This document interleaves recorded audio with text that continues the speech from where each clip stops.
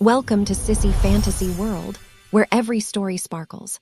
Don't forget to subscribe for more magic. The entry I was never meant to write. The first page of her diary wasn't supposed to be mine. Yet here I am, holding the soft pink notebook she left on my desk, my name written in her handwriting across the top corner, like she'd already decided this story belonged to me before I even knew it had started. It was a Thursday, the kind of dull day where even the light coming through the window felt tired. She had gone out early that morning, leaving the apartment unusually quiet. I'd been planning to clean, maybe make coffee, but something about the diary drew my attention like a whisper I wasn't supposed to hear. The cover shimmered faintly under the light, the edges curled from being opened too often. When I lifted it, a folded note slipped out. I caught it before it hit the floor. Her handwriting again, neat, confident, curved. If you ever find this, it means you're ready to see what I saw in you. My heart thudded. Ready for what? I should have put it down. I knew it wasn't right to read her private thoughts, but curiosity felt magnetic. I opened to the first page and froze.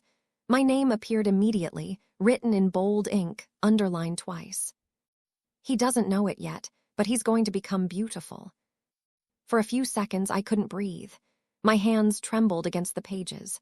What was this? A joke? A fantasy? Some kind of creative idea she was working on? I remembered the way she used to look at me sometimes with a quiet amusement, a knowing smirk, and suddenly every one of those glances felt different. Page after page, she had written about me, not as the man I thought I was, but as someone softer, fragile, uncertain. She wrote about moments I barely remembered. The time I helped her zip up her dress and blushed when she teased me about being gentle. The day I borrowed her moisturizer and she said I had naturally pretty skin. I had laughed then, brushing it off. But now, reading how she described me, a beauty waiting to be unwrapped, something inside me cracked open. My reflection in the window caught my attention. For the first time, I really looked. The face staring back seemed like mine, but wasn't. My jaw tightened. I forced a half smile, trying to see what she had seen. I couldn't, but I couldn't stop looking either. Then I turned the page again, and there was something new taped inside. A small photograph. Me, wearing one of her scarves, laughing. It must have been from a night I didn't even realize she'd taken it. On the back of the photo, another note. This was the first time I knew it could happen. My chest tightened. What was it? Before I could process, I heard her voice behind me, soft, close, familiar. You weren't supposed to find that yet. I spun around. She was standing by the doorway, one eyebrow raised, calm but unreadable. I was just... She smiled gently, cutting me off. Reading what you were always meant to become. I couldn't find words. She stepped closer, took the diary from my hands, and flipped to the same page I'd been on. Her fingers brushed the photo lightly. You think this is a story about me changing you, she said quietly, her eyes locked with mine. But it's really about you finding yourself. She closed the diary and handed it back to me. Finish it, she said. Write your part. And just like that, she turned and walked out of the room, leaving me standing there, holding the pink notebook, feeling like I'd just been handed the blueprint of a person I hadn't met yet. That night, I opened to a blank page. The pen felt heavy in my hand. The first line I wrote was shaky but real. I don't know who she sees in me yet, but I'm starting to. The first lesson. I didn't sleep that night. The pink diary sat beside my pillow, almost glowing in the faint city light filtering through the blinds. Every time I closed my eyes, I saw her handwriting, those curved letters shaping a version of me that didn't yet exist. By morning, I told myself I'd forget it. Just close the diary, go to work, pretend nothing had changed. But it was already too late. Her words had sunk into me like a quiet spell that wouldn't wear off. When she came into the kitchen, barefoot, her hair tied in a loose bun, she looked calm, too calm. "Did you write?" she asked, pouring coffee into 2 mugs. I shook my head. I tried. I didn't know what to say. She slid 1 mug toward me and leaned on the counter. Then start with how you feel right now. I feel confused, I admitted, like I read something I wasn't supposed to. Her eyes softened. You didn't read something wrong. You just saw something before you were ready. I looked down at my hands. Why did you write all that about me? About changing me? She smiled faintly, the kind of smile that hides more than it shows. Because you've been living like a sketch, she said, and I wanted to see what you'd look like in color. Her words left a strange warmth in my chest. A part of me wanted to argue, to tell her she was wrong, that I was fine the way I was, but I didn't. Because deep down, some part of me had known for a long time that I wasn't fine. She turned toward the hallway and said, "Come with me." I followed her into the small room she used as a studio. The air smelled faintly of paint and perfume. On a table near the window lay a few items: a makeup brush, a compact mirror, and a pale blue scarf I remembered from our first date. She gestured to the chair. "Sit." I hesitated. Me or I? She didn't let me finish. "Just trust me for 10 minutes. No promises, no expectations, just try." Something about her tone, steady, almost tender, made it impossible to refuse. I sat down. She picked up the brush and turned my face gently toward the light. Her touch was calm, careful. The first stroke of powder on my skin felt oddly grounding. "This isn't about changing who you are," she said softly. "It's about letting the rest of you breathe."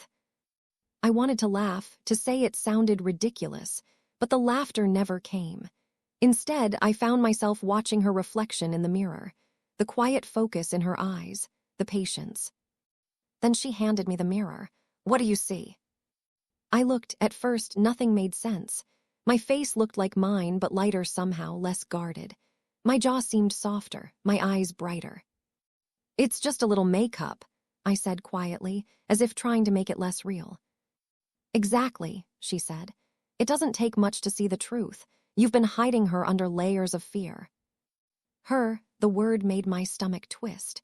"You make it sound like there's someone else inside me." She tilted her head. "Maybe there is."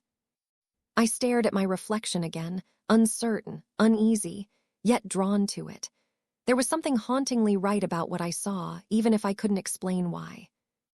Mia leaned closer, her voice barely above a whisper. "You don't have to understand it yet. Just don't run from it." When she left the room, I stayed there for a long time, watching, thinking. Later that evening, I opened the diary again. My handwriting joined hers for the first time. "I think she's right. Maybe there's someone else beneath the surface, and for the first time, I'm not afraid to meet her." Her reflection, not mine. Days passed, but I couldn't stop thinking about the mirror. Every time I caught my reflection in a shop window or the dark screen of my laptop, I half expected to see that softened version of myself staring back. It wasn't about the makeup anymore. It was about the calm that had come with it, that strange moment of peace I hadn't felt in years. Mia didn't bring it up again, not directly, but she started leaving little hints around the apartment: a brush left by the sink, a folded blouse on the armchair, a note that said, "For when you feel brave again." It was never a demand, just a quiet invitation. I pretended not to notice for days, but one evening, when she wasn't home, I found myself standing in front of the mirror again.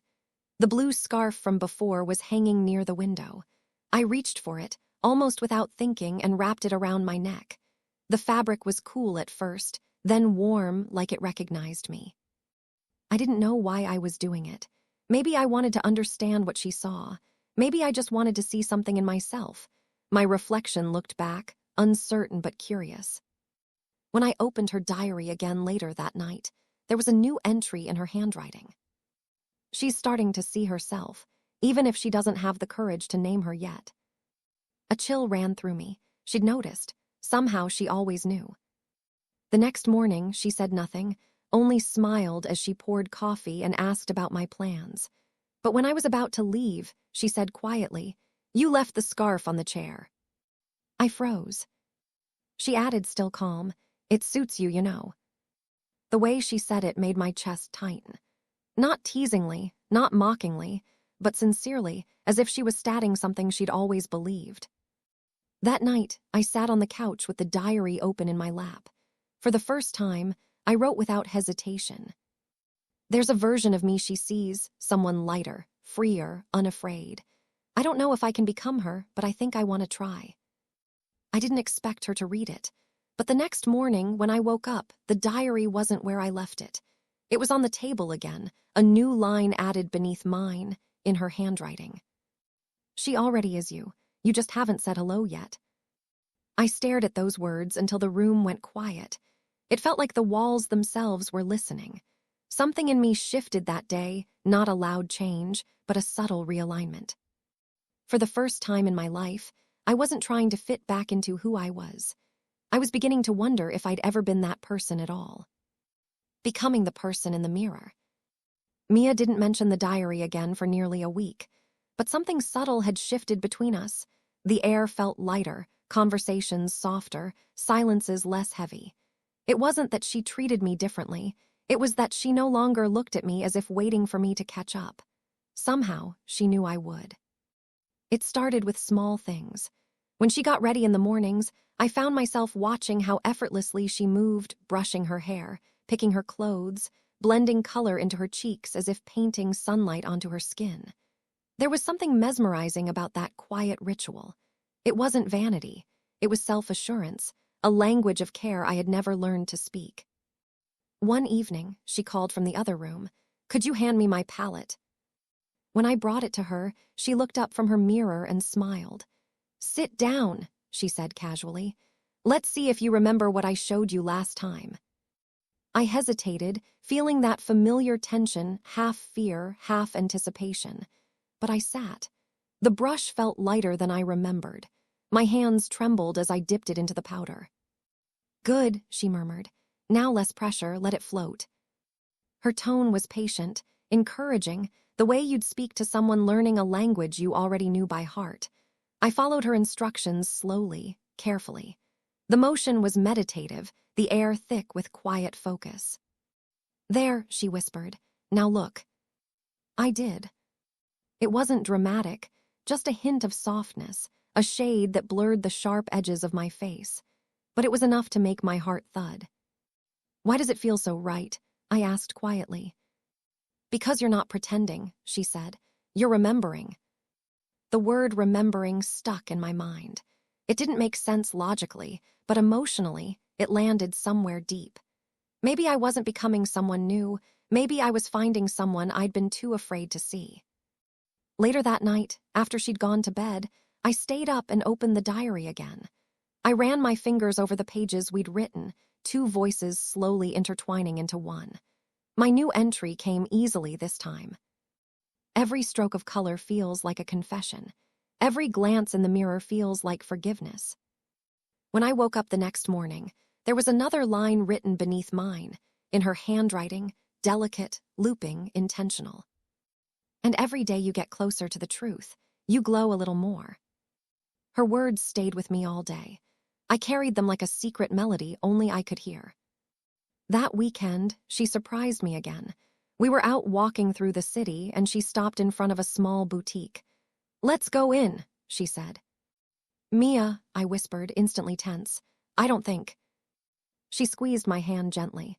"You'll be fine, just trust me." Inside, the store was quiet and warm, the faint scent of vanilla drifting through the air. Dresses, scarves, soft fabrics, everything arranged like an art gallery of colors. I tried not to look nervous, but my heart raced.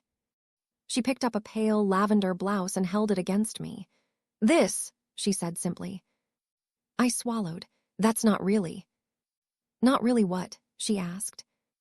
"Not me." Her eyes softened. "Maybe not the you think you have to be."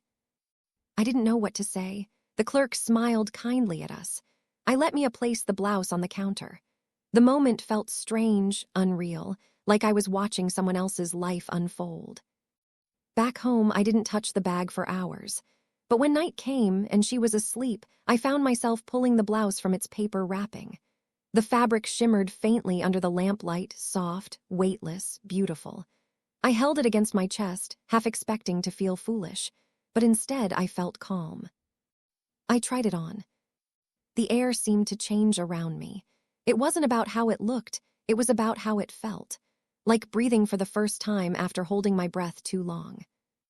I stood in front of the mirror, the reflection half-lit, uncertain, trembling, but there was peace in the way my shoulders relaxed. That was the night I stopped running. When Mia woke the next morning, I was already at the kitchen table, the diary open in front of me. She walked over, saw what I was wearing, and smiled, not a surprised smile, but one of quiet recognition. I pointed to the new page where I'd written. She was right. I wasn't changing. I was remembering who I'd been all along. Mia leaned over, kissed the top of my head softly, and whispered, "Welcome home." And in that moment, for the first time, I understood what she meant. The moment I saw myself. When I woke up that morning, the world felt oddly quiet, as if it were holding its breath, waiting for something inside me to happen. My room was filled with soft light seeping through the curtains, catching on the edge of the mirror across from the bed, the same mirror that had become both my confessor and my accuser. I lay there, staring at it, half afraid to see who I might meet today. I still remembered the night before, the way her voice had echoed in my head. "You can't keep hiding behind who you were. You have to start seeing who you are." It wasn't cruel. It was steady, certain, like she had already read the ending of a book I hadn't yet dared to open. And maybe she had. Maybe she always knew. I rose slowly and went to the dresser. My fingers brushed over a small notebook, the diary she had given me.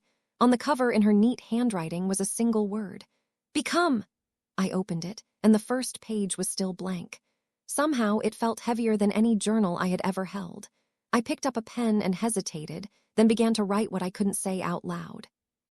"I don't know who I'm supposed to be, but I think she sees her inside me. I'm scared that she's right." The words came out shaky, but once they were on the page, a quiet warmth began to grow.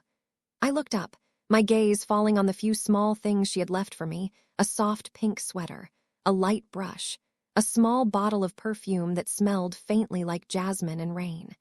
They seemed harmless, but to me, they were symbols of something much larger, choices that could not be unmade once taken.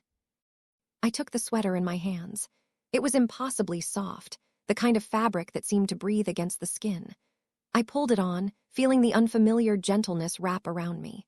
My reflection in the mirror looked hesitant, almost apologetic, but as I adjusted the sleeves and let my hair fall forward, something subtle shifted. The harsh lines I was used to seeing began to blur into something gentler, almost vulnerable. That was when I realized I didn't feel ridiculous. I felt peaceful. I whispered to my reflection, "Is this me?" And for the first time, it didn't feel like a question. Her words came back again, not from memory, but almost like she was in the room. "You don't have to fight what feels true." I smiled, a small, trembling smile, and went back to the diary. My hand was steadier now. Today I saw a version of myself I didn't recognize, but she looked calm. Maybe that's who I've been chasing all along. The day passed quietly. I stayed indoors, letting my thoughts drift like dust in the sunlight. When the evening came, I walked out onto the balcony, still wearing that same soft sweater. The sky was streaked in pastel shades, lavender, peach, and fatting gold. The wind caught a lock of my hair and brushed it against my cheek. It felt so natural I almost laughed. And then I saw her in the street below, the woman who had started all this.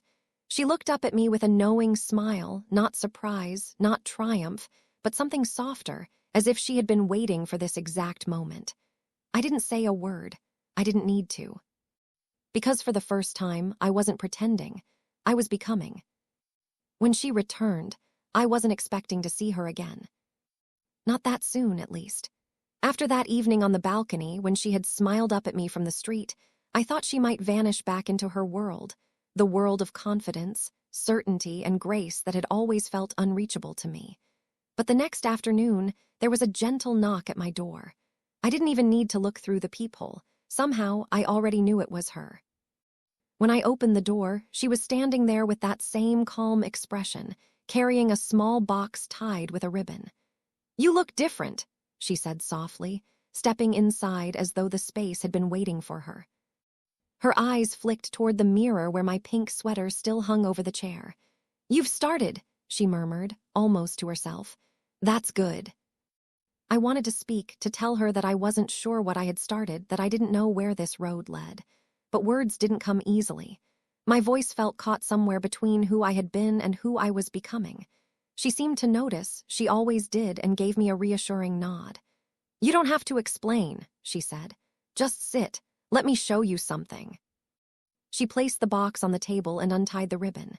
Inside were brushes, a few shades of foundation, a palette of soft colors, and a small folded note. For a moment, I froze. Makeup had always been a mystery to me, something I admired from a distance but never dared to touch. It felt too intimate, too revealing. Like once I put it on, I could never go back. She sat across from me, the late afternoon light pouring through the window, golden and quiet. "It's not about hiding," she said gently, opening one of the compacts. "It's about learning to see yourself differently." Her voice had a rhythm to it, patient, kind, like a melody that made everything else fade away.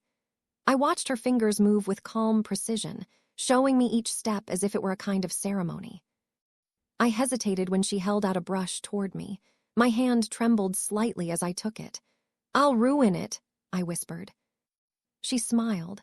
"That's the point. You have to make mistakes before you can meet yourself." There was silence for a moment, only the sound of the brush grazing the surface of the compact, the faint whisper of color meeting skin. My reflection in the mirror began to shift in small, almost imperceptible ways. A touch of light beneath my eyes, a little warmth along my cheeks. Each stroke changed something inside me, not just on the surface. I didn't look like someone pretending anymore. I looked like someone trying. She stepped back, watching me quietly. Then she handed me the note from the box.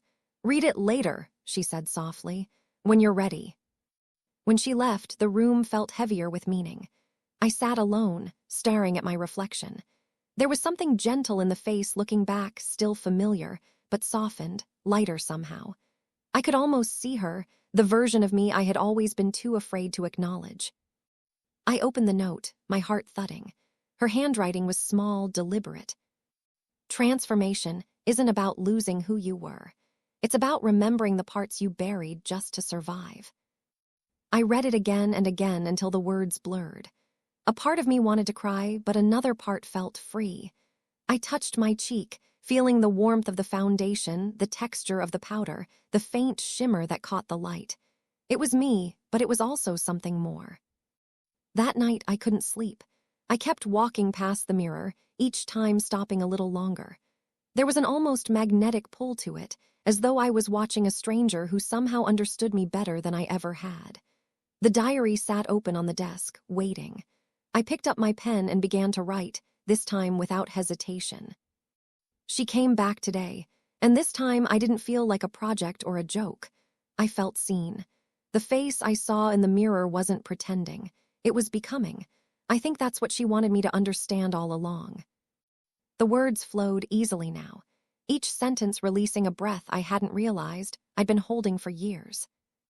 I closed the diary and looked one last time at my reflection. My heart was racing, not from fear, but from recognition. For the first time, I wasn't searching for who I used to be.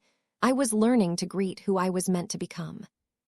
And even though she had gone, her voice lingered in the quiet of my room, like a promise carried on the air. "You're not done yet." When the world saw me, the morning light spilled across my room like a quiet dare. I had been awake for hours, lying still, listening to the city outside my window, cars, footsteps, the distant hum of ordinary life. Ordinary. That word used to comfort me. Lately it frightened me, because I was no longer sure what ordinary meant for me now. I walked to the mirror, and the girl in the reflection met my eyes with a mix of defiance and fear. The traces of yesterday's makeup were still faintly there, like a secret only I could read. I thought about washing it off before leaving the apartment, but something inside me whispered no. Not today. I slipped on the soft pink sweater again, the one that had somehow become a kind of armor, and tied my hair loosely back. My heart was a drum in my chest as I opened the door and stepped into the corridor. The hallway smelled faintly of dust and rain. The world felt bigger than usual. When the elevator doors closed, my reflection appeared again in the metal. My throat tightened. What if someone looks too long? What if they laugh? What if I can't speak when I need to? The elevator chimed, too late to turn back. Outside, the air was crisp. I could feel people's gazes sliding past me, some stopping, some not. Every glance felt like a test. At first, I walked quickly, head down, clutching my bag, but somewhere along the way I slowed. The rhythm of my footsteps changed. I lifted my chin. The city didn't collapse, the world didn't end. A woman sitting on a bench looked up and smiled. It was such a small gesture, but it landed in my chest like sunlight. Maybe she didn't see confusion. Maybe she just saw a person trying to exist honestly. I smiled back, and for the first time the smile reached my eyes. I met my reflection again in a shop window. The glass distorted slightly, bending light and shape, but the person staring back at me looked real. There was no disguise, no costume, just me. I felt a tear roll down my cheek before I even realized I was crying. It wasn't sadness, it was relief. The rest of the day moved in soft fragments. A cup of coffee that tasted like victory, a stranger's kind nod, the sudden feeling that maybe I didn't need permission anymore. Each moment stitched itself into a quiet confidence. When I came home that evening, the apartment didn't feel like a hiding place anymore. It felt like part of my story. I opened my diary and wrote. Today I stepped outside as her, not because I had to, but because I wanted to. The world didn't cheer, but it didn't crumble either. It just kept spinning, and I was still standing. Maybe that's enough. I read the line again, underlining the last words until the ink darkened. Then I looked out the window, watching the city lights shimmer like tiny mirrors, each one reflecting a piece of the person I was becoming. And for the first time, I whispered out loud, "I'm proud of you." It felt strange but right. The kind of strange that feels like truth. When I understood her words, days passed before I heard from her again. I had started to think maybe our paths had quietly diverged, that her purpose in my life had been simply to nudge me toward the mirror and leave me there to learn.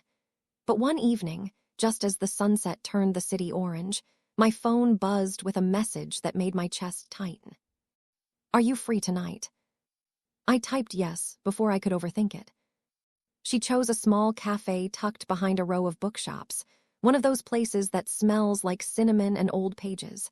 When I arrived, she was already there, reading something and absent-mindedly stirring her tea. She looked up, and her expression softened immediately. "You came," she said, smiling. "You look comfortable." I laughed quietly, unsure what to do with the compliment. It's been a strange few weeks. "Strange is good," she said, motioning for me to sit. "Strange means you're alive enough to notice the world changing." For a while, we talked about everything except the transformation. The weather, the books scattered around the cafe, the soft music drifting from the speakers. But the silence between our sentences held the real conversation. Finally, I asked what had been haunting me for days. "When you told me to become, what did you really mean?" She looked down at her cup for a long moment, then said, "When I said that, I didn't mean become someone else. I meant stop hiding from the pieces that are already you." I blinked, unsure how to respond. She went on, her voice low and steady. "You spent so long trying to fit into a shape that wasn't yours. The clothes, the voice, the walk, it's not about imitation. It's about letting yourself be soft without apology, letting yourself be seen without fear." Her words hit something deep inside me. I remembered every time I had walked with my shoulders tight, afraid of laughter behind me. Every moment I had erased myself to feel safe. It wasn't just about appearance, it was about silence. About the years I'd spent whispering instead of speaking. I said quietly, "It still scares me, being seen." She smiled. "It will. Courage isn't the absence of fear, it's deciding to move anyway." For a moment, I just watched her. The candle on our table flickered, throwing light across her face, and I realized she wasn't my teacher anymore. She was a mirror too, one that reflected the kind of peace I wanted to build for myself. We finished our tea as the cafe emptied.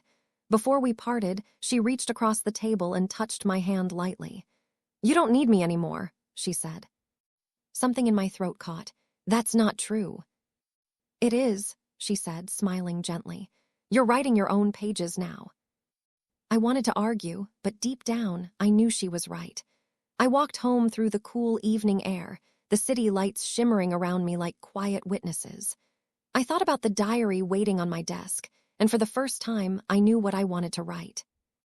At home, I opened the book to a fresh page and began. She said I don't need her anymore. Maybe she's right. But the truth is, she isn't gone. She's a part of me now. Every time I stand without shrinking, every time I speak in my own voice, I carry her lessons with me. Becoming isn't about changing, it's about remembering. When I set down the pen, the room felt lighter. The mirror across the room caught the glow from the streetlights, and I saw myself reflected in gold and shadow, a person no longer pretending, no longer running. And in that moment, I finally understood what she meant. Becoming wasn't the end of the story. It was the beginning of belonging. Stepping into the world, the morning I decided to step out fully as myself, I felt every nerve in my body buzzing at once. It wasn't about makeup, clothing, or how I appeared in the mirror. It was about taking the version of me that had existed only in quiet rooms and whispered diary entries, and letting it walk into the streets where anyone could see. I dressed carefully, not for anyone but for myself.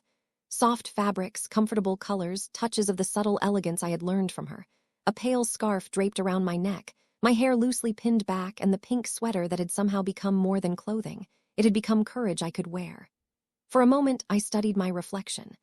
The face staring back was mine, unmistakably, but softened, freer, unafraid. I took a deep breath and left the apartment. The city was awake and indifferent, and that was what I needed. The first few steps were the hardest. Every glance felt like a small test, every shadowed reflection a judgment waiting to be made. But the harder I tried to shrink, the stronger I felt the pull of who I truly was. I let my shoulders relax, my head lift, and for the first time in years, I didn't walk to avoid attention. I walked to exist. The first person I saw was a shopkeeper I'd known for years. He looked up as I passed, and for a moment I expected recognition to turn into surprise or ridicule. But he smiled genuinely and said, "Good morning." That smile, ordinary as it was, felt like sunlight. It reminded me that the world didn't have to be a threat. Some people simply saw you as human, and that was enough. I walked through streets I knew too well, noticing things for the first time. The way sunlight spilled across brick walls, the distant laughter of children, the subtle hum of life continuing around me. My heartbeat slowed as I realized I could exist here, fully, without hiding. Later, I met a colleague for coffee. The first few words were awkward. My voice trembled slightly as I introduced the version of me I had discovered. But when she smiled, listening without judgment, something in me melted. I realized that people didn't need me to perform perfection. They needed me to be real. And real, in its own quiet way, was more powerful than anything I had ever worn. I stopped in front of a small boutique, drawn almost instinctively to the window display. It reminded me of the day she had taken me to the store, showing me how softness could feel strong. I smiled to myself, a memory warm against my chest. Without thinking, I stepped inside, walking among the fabrics and textures with ease. I didn't buy anything, not yet, but I touched the cloth lightly, appreciating the feel, imagining the possibilities. That evening, when I returned home, I felt the familiar pull toward the diary. It had been weeks since she first handed it to me, and every day had been a page written in action and courage, not just words. I opened it and wrote with a hand steadier than it had ever been. Today I walked without fear. I saw people, I smiled, I spoke, and I was myself. And the world didn't collapse. In fact, it gave me a place to belong. I think I'm starting to understand that being brave doesn't mean not being scared. It means stepping forward anyway. I closed the diary and stood in front of the mirror, letting the evening light settle on my face. For the first time, I didn't see only the person I had been or the person she had helped me discover. I saw a whole, living being who had grown from fear into recognition, from hiding into expression. I realized then that the journey wasn't over. There would be moments of doubt, days of hesitation, and shadows of old fears. But there would also be light, reflection, and a sense of peace I had never known before. And for the first time, I believed that every step forward mattered, not just to her, not just to the diary, but to me. That night, I left the diary open on the desk, a small invitation to the next day. And for the first time in a long time, I felt ready to see what would happen when the rest of the world finally saw me too. Becoming fully me, the morning air was crisp, tinged with the promise of something new. I woke earlier than usual, as though the world itself had nudged me awake, reminding me that today was different. The diary lay open on the desk, pages worn and full of our intertwined voices. I ran my fingers along the lines I had written, then along hers, and a strange warmth filled me, a quiet, steady certainty that I had grown in ways I hadn't dared to imagine. I dressed slowly, intentionally. Every movement felt deliberate, like painting a canvas I had finally been allowed to touch. The pink sweater that had once felt like armor now felt like home. My hair fell naturally over my shoulders, and for the first time I didn't brush it away in nervousness or tug it back in self-consciousness. I looked in the mirror, and for the first time I saw her fully reflected back, not someone I was trying to become, but someone I had always been waiting to meet. I thought of her, the one who had started all this, who had handed me the diary, who had taught me the first quiet lesson of self-acceptance. But I realized something essential. She hadn't changed me. She had only given me the courage to see what was already there. The bravery, the softness, the strength, I had carried it all along, buried beneath years of fear and hesitation. I stepped outside. The city greeted me as it always had, indifferent, busy, alive. But now I felt different. The streets didn't feel hostile. They felt open, expansive, like a stage where I could finally perform the only act that mattered, being myself. Every glance that fell on me no longer felt like judgment. It was just the world existing alongside me. I walked past familiar shops, past people I had known for years, and felt a new clarity settle over me. Some looked, some didn't. None mattered as much as the reflection I carried in my own mind. I was no longer trying to hide, to shrink, or to fit someone else's expectations. I was fully, unapologetically me. Later, I returned home and picked up the diary one last time. I flipped to a blank page, pen poised, and began to write. I don't know how long I would have stayed hidden if she hadn't left me this diary. But I do know this. I am here. I am seen. I am real. And I am enough. The rest of the world may or may not notice, but I have finally noticed myself. I closed the diary gently, placing it back on the desk. For a long moment, I simply stood in the quiet room, listening to the faint hum of the city outside and the steady rhythm of my own heartbeat. I felt whole. I felt alive. I felt free. And then I smiled. Not the tentative smile of someone testing the waters, but the deep, true smile of someone who had crossed a bridge from fear to acceptance, from hiding to presence. I walked to the mirror one last time and whispered softly, almost reverently, "Welcome home. You've finally come back to yourself." For the first time, I didn't see layers of uncertainty, or masks, or someone I feared to become. I saw a complete, living person, someone who had struggled, who had learned, and who had embraced every part of themselves. A person who was ready for whatever came next. The journey had begun with a diary, a few quiet lessons, and the patient guidance of someone who had believed in me. But it ended here, in a place I had always longed for, inside myself, fully and entirely. And in that silence, that calm, that luminous moment, I knew I had become her. Not because anyone forced me, not because I had copied someone else, but because I had finally let myself be seen. And that was enough.